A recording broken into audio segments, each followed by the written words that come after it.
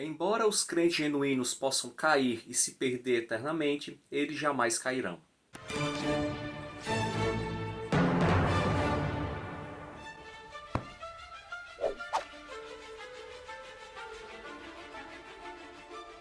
Fala pessoal, muito bem-vindos ao canal Ler é Preciso, eu me chamo José Lopes. Nesse vídeo falarei sobre o livro Jamais Perecerão, uma análise teológica, histórica e exegética da segurança eterna dos salvos. Esse livro é escrito pelo pastor batista Tiago Titilo. Esse livro já havia alguns meses que eu estava esperando ansiosamente que fosse republicado.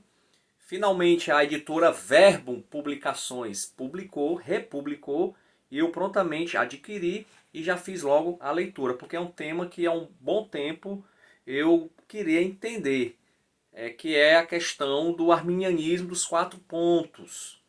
O que é isso, arminianismo dos 4 pontos? Antes da gente entrar no livro propriamente dito, é necessário a gente contextualizar um pouco o que significa esse arminianismo de 4 pontos.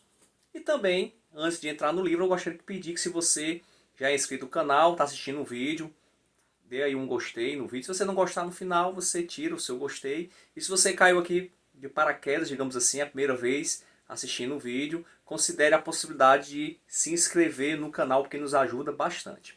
Então vamos lá. Lá no século XVI, Jacó Armínio, ele fazia duras críticas ao calvinismo. E um dos pontos que ele não tinha muita certeza, que muitos estudiosos já falaram sobre o tema, mas não chegam à conclusão se Armínio era ou não a favor, é a questão da perseverança dos santos, a segurança dos santos. Ou seja, de um lado, Jacó Armínio entendia que era possível sim um crente genuíno perder a salvação, apostatar da fé, mas de outro lado também ele entendia que a doutrina da segurança dos santos, ela também era bíblica. Então ele não fechou questão nesse ponto.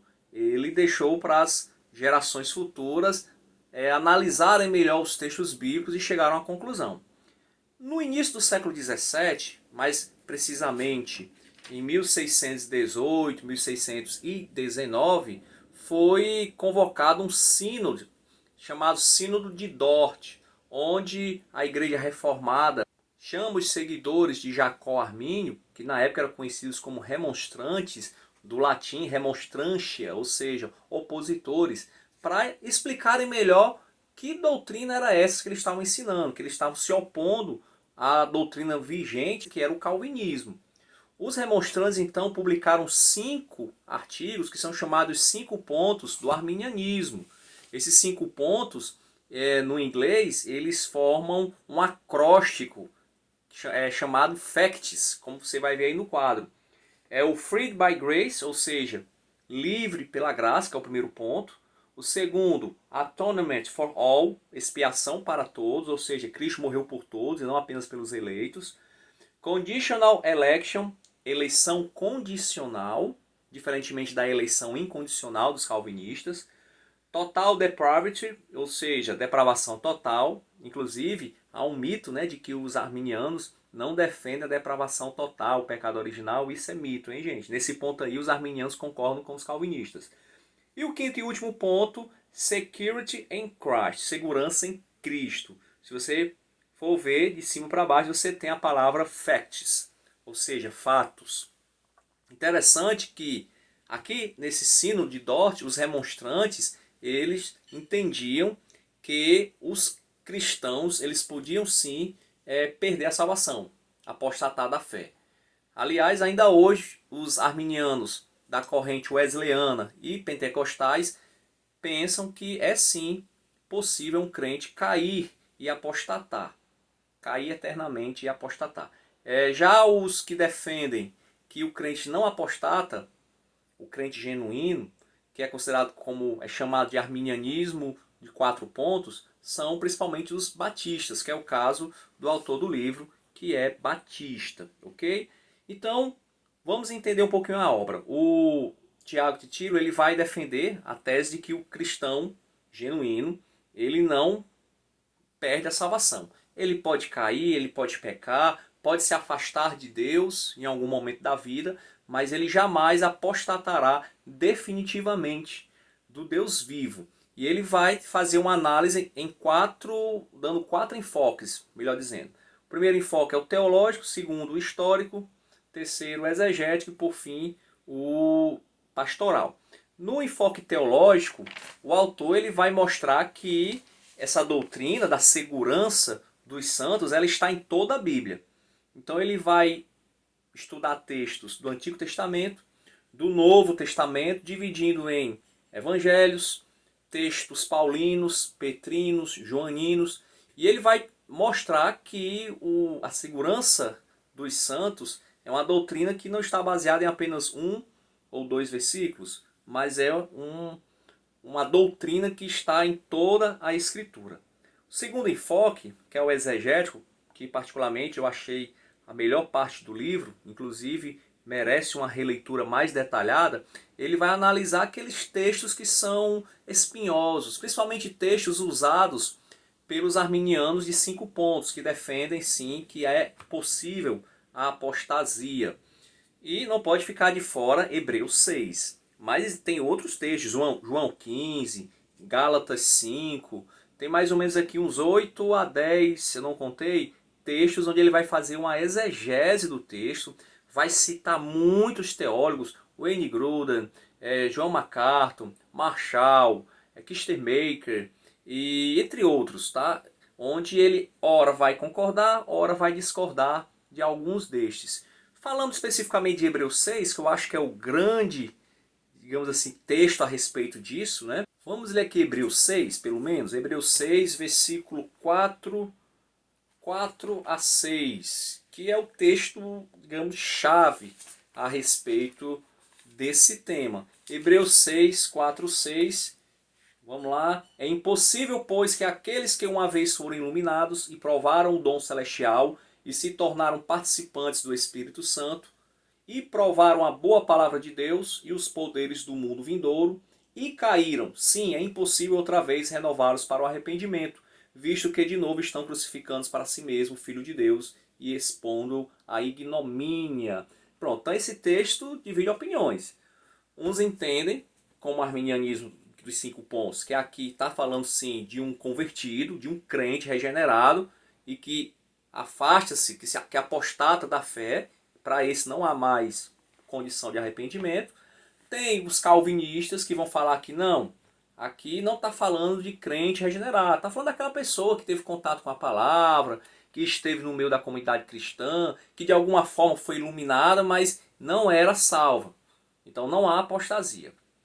O arminianismo 4 pontos, ele vai, digamos assim, ficar no meio termo. Como assim? Ele vai ficar de mãos dadas com os calvinistas quando dizem que é impossível a apostasia. Que quem se afastou da fé, na realidade, não era salvo. Mas, em compensação, ele vai dar uma outra explicação. Ele vai dizer, na exegese que faz do texto, que aqui está sim falando de salvos. Tá? Coisa que os calvinistas não dizem. Os calvinistas, ao analisar esse texto, falam que aqui não estão falando de salvos. Que esse que foi iluminado, que provou a palavra, não era salvo. O arminianista, de 4 pontos, no caso o autor do livro, ele vai dizer que é sim salvo. No entanto, ele vai dar uma explicação que eu achei bem interessante. Eu não conhecia essas explicações, por isso que eu tenho que fazer uma releitura com mais calma. Onde vai dizer que aqui é, digamos, quando o autor do livro de Hebreus fala que é impossível, se ele, vamos lá aqui olhar para eu não falar bobagem, que se caírem é impossível outra vez renovar para o arrependimento, ele está dizendo mais ou menos uma hipótese, é algo retórico, uma advertência retórica, certo? Não é que vai cair, mas suponhamos, se caísse, claro, eu estou falando aqui, gente, eu estou dando aqui uma explicação bem simplista, tá? No texto, o autor ele vai fazer o estudo exegético, vai usar outras fontes, tá? E vale a pena a leitura. Mas no final das contas, a conclusão que ele vai chegar é o seguinte: é possível a apostasia? Pode até ser possível. O ser humano é livre sim para apostatar. Mas no fim, ele não vai apostatar, ele não vai cair. Ele vai querer o crente regenerado, ele vai querer fazer a vontade de Deus. E ele vai ser preservado por Cristo. Então eu vou ser bem sincero, que esse texto de Hebreus 6 ele é bem complicado para quem defende a perseverança dos santos ou segurança de Cristo. Mas eu vejo um mérito nessa explicação. Eu acho que é uma explicação que faz mais mérito, mais justiça ao texto, do que você dizer simplesmente que aqui não são salvos, como os calvinistas fazem. Tá? Então, é interessante essa abordagem. Há uma possibilidade, o ser humano é livre, sim, mas no final das contas ele não vai cair. Ainda que seja possível, entre aspas. Então vale a pena a leitura do livro e esse texto, essa parte exegética, não só de Hebreus 6, como de outros textos, eu farei questão de em breve fazer uma releitura e um estudo mais aprofundado. Terceira ênfase que o autor dá é a parte histórica, onde ele vai analisar pais apostólicos, primeiros pais da igreja, pais apologistas, que é aquela geração que vem logo após, segundo, terceiro século, e os pais pós-nicenos. Então ele mostra que essa doutrina ela é tão antiga como a própria igreja cristã. Não é algo recente, não é algo que surgiu no século XVI com a reforma protestante. E por fim, ele vai falar sobre a abordagem, o enfoque pastoral. Como os pastores devem lidar com esse ensino, o cuidado que se deve ter para ensinar essa doutrina na igreja, né, para os leigos, para as ovelhas do aprisco do Senhor. E também para não cair em erros, evitar, digamos assim, alguns maus entendidos. Inclusive ele fala aqui sobre duas objeções que são muito comuns, duas objeções que são feitas à doutrina da segurança dos santos. A primeira, que a doutrina da segurança eterna dos salvos não se harmoniza com a liberdade do homem, ou seja, se o homem é livre, essa doutrina não pode ser verdadeira. Se ela é verdadeira, então o homem não é livre. Tá? Então ele vai explicar essa objeção. E a segunda objeção é que essa doutrina, objeção feita por aqueles que não defendem a segurança eterna dos santos. A doutrina da segurança eterna dos salvos conduz à imoralidade, ou seja, é muito comum, né? Algumas pessoas falaram o seguinte: ah, como é que pode?